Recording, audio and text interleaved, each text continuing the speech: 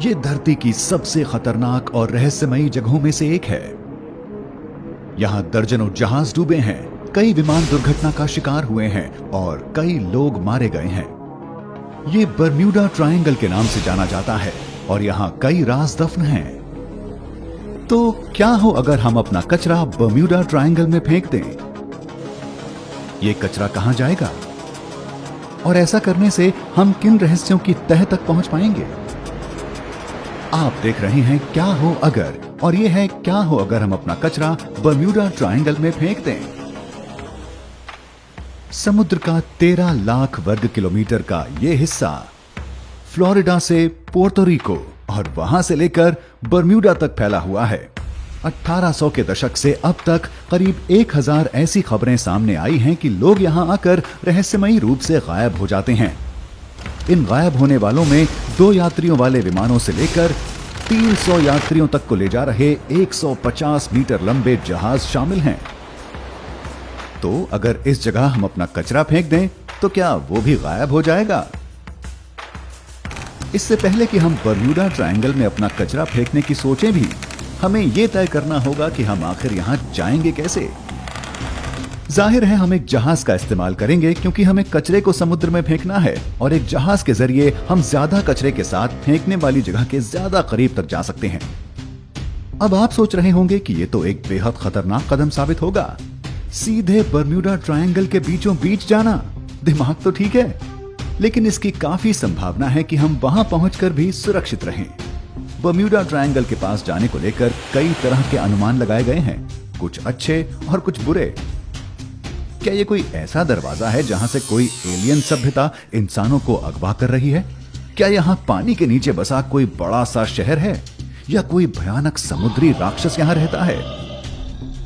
ये बातें सुनने में जितनी मजेदार हैं, सच से उतनी ही दूर भी हैं। अफसोस आपको निराश किया। एक बात जो बाकियों के मुकाबले बेहतर लगती है वो है बर्म्यूडा ट्रायंगल में मीथेन विस्फोट होना।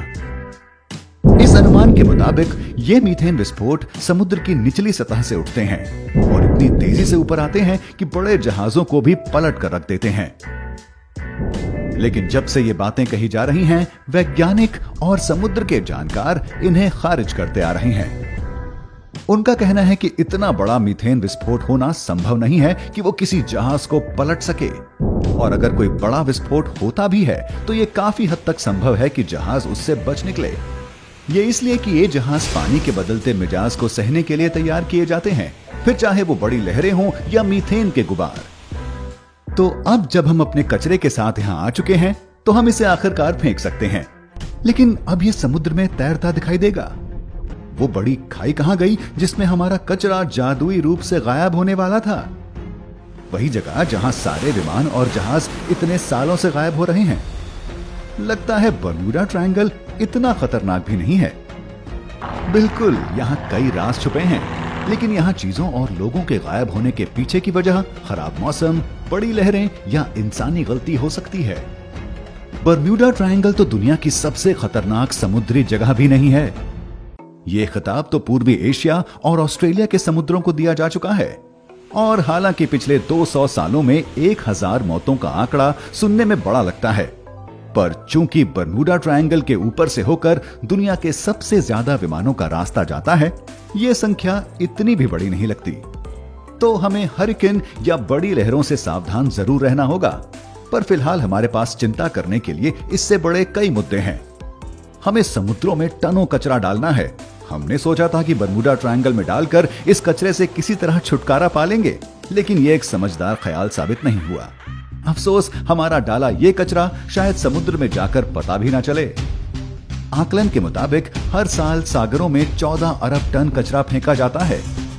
मान लेते हैं हमने न्यूयॉर्क का 1 साल का सारा कचरा बर्म्यूडा ट्रायंगल में फेंक दिया, यानी 14 लाख टन कचरा।